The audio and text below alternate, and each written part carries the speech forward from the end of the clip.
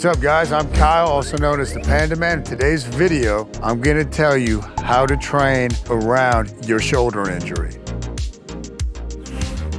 Stay away from anything that's aggravating the injury. So find out what's aggravating it. Is it overhead pressing? Is it something like upright rows, straight barbell bench? And you cut that out. That's what I always tell people when we deal with an injury. First thing, cut out anything that's causing pain. Once you do that and you let the mechanisms of healing go to work, we need to shift our focus to training upper back. Your upper back, I've found throughout the years, is greatly tied into protecting the shoulders, giving them more stability. A lack of stability a lot of times is when we're gonna get injured. So you really train the upper back. And all these upper back type of exercises should not bother the shoulder injury. How do I know this? Because I've dealt with rotator cuff tears, labral tears, I've had PRP on them. So I've had a lot of shoulder injuries throughout the years, and I've always been able to manage to train around them and not miss any training time. Keep that in mind. There's very, very few reasons why you should ever stop training. So going to the upper back idea, a face pull is a great place to start. Your traps start at the base of your neck, come down just like a trapezius, and then they come down like a diamond shape. They'll attach on your spine. Most people, when they're thinking of traps, are just thinking of shrugs that are going up and down. So on a face pull, you're training more horizontally, hitting like the lower mid traps by doing exactly like it sounds like, holding to your face. So I'll show you two ways that you can do this. First one, if you have a cable machine, you can set it up. I like to put one foot up on the bench, grab the rope, and I'm coming right to my face, just like it sounds. Now this is a great exercise, not only for shoulder prehab, rehab, but just building up your upper back. Okay, we're working an angle that is usually not worked. So when I'm doing the face pull, if you notice, again, the hand position, notice where I'm pulling it. Now you can also pull it to like a chest pull. You're just gonna work the region of that mid-back, upper back that you're hitting the traps and the rhomboids. So that's with a cable. Now, if you don't have a cable, get yourself something like one of these Elite FTS or Rogue bands. And when you guys are doing this, one leg forward, I always like to be in an athletic stance when we're doing face pulls. You don't want to be like this where you're just leaning back. So get athletic so you're still in control. You have a good base. If I took the band away from you, you shouldn't fall over. If you're like this, take the band away from you, you're gonna fall over. So we're here. Now, the more you split your hands, the wider they go apart, the harder it's gonna be. Like 6 to 8 inches, I usually find pretty good on this. Elbows high, pulling right to the face. So face pull, so upper back, that's a key component as far as something you can implement no matter what stage, really, of the shoulder injury you are in. You want to start attacking the upper back. So that's first and foremost. Stay away from anything that bothers the shoulder. Start training the upper back. Begin with the face pulls. Anytime you are injured, it's also a smart idea to figure out why did you get injured, if possible. Sometimes an injury just happens and there's no direct cause. A lot of times when we're talking about shoulder injuries, it's because something is not right within the system, the kinetic chain. It could be a lack of mobility, could be a weakness, anything, right, that can really impact it. Usually where the pain shows up, a lot of the times is not the root cause of the problem. So if you look at your body, it's basically a stack of joints. You have the ankles, knees, hips, low back, thoracic, spine, shoulders, okay? So we'll keep it there. And it just alternates. So your ankle is supposed to be what's classified as a mobile joint. The knee should be stable, the hip should be mobile, and it goes up the chain. When you get to the shoulders, they need stability, and they also need mobility. So the shoulders are kind of a tricky area.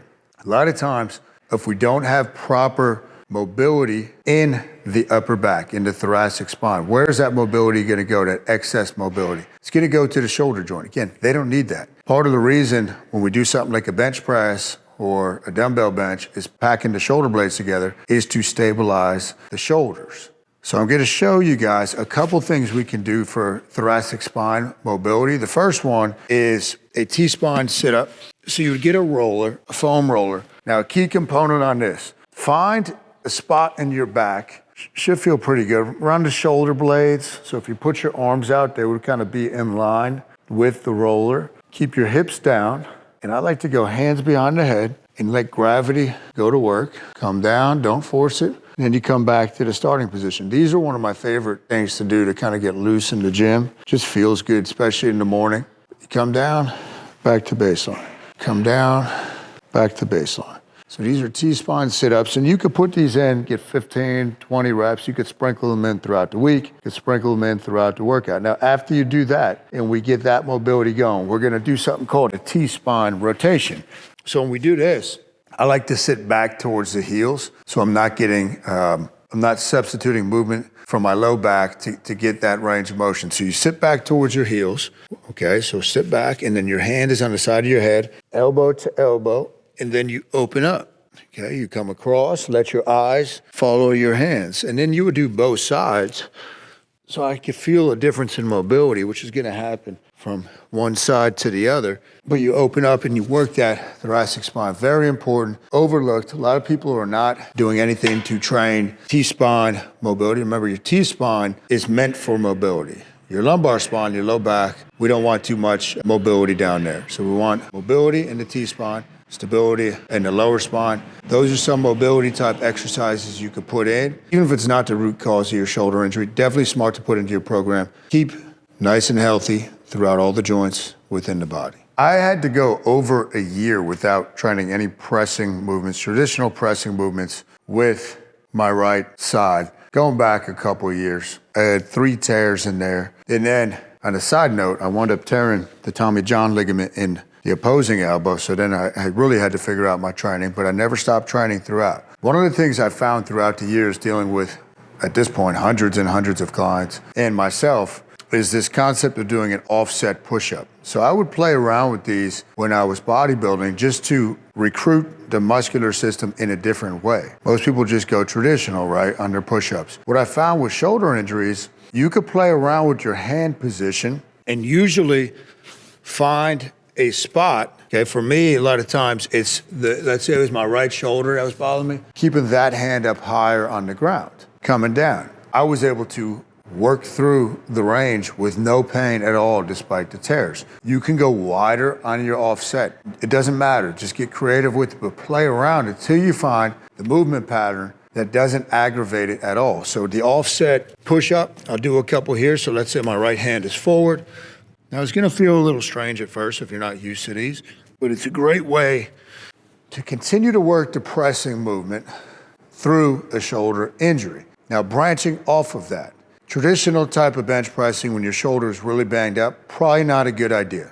You can do, and this goes for any limb, you can still train the healthy side and it has a crossover effect to the side that is injured. That's the way the nervous system works. So I'm gonna show you a one-arm dumbbell bench, which again, it's a great exercise just to do in general, great for core activation, great for functional type of strength. If you come on over, so you grab a weight. Now be mindful of the fact that you're gonna be offset. So if you try to go too heavy on this at first, it's gonna wanna flip you right off of the bench. So I got my dumbbell here. My other arm, I don't wanna add stability in by holding the back of the bench. I see people do that. It's not correct in my opinion. Keep that arm out to the side. So we're gonna be here. So this arm is out, coming down, touch your chest. And this will keep the injured side from losing all of its strength or most of its strength, and it'll slow down the atrophy and even allow you to keep on some size on that side. Because that's a big thing is people say, well, aren't I gonna become uneven and lopsided? No, you won't. Train the good side. Again, this goes for any limb in your body, but those are some ways you can still train the pressing movement. Same thing with overhead pressing. You can press the good side, not worry about the other side. And lastly, I'm gonna give you one bonus exercise that is good for the aging shoulder. It's gonna be a pressing movement known as the Javelin Press. Get a barbell.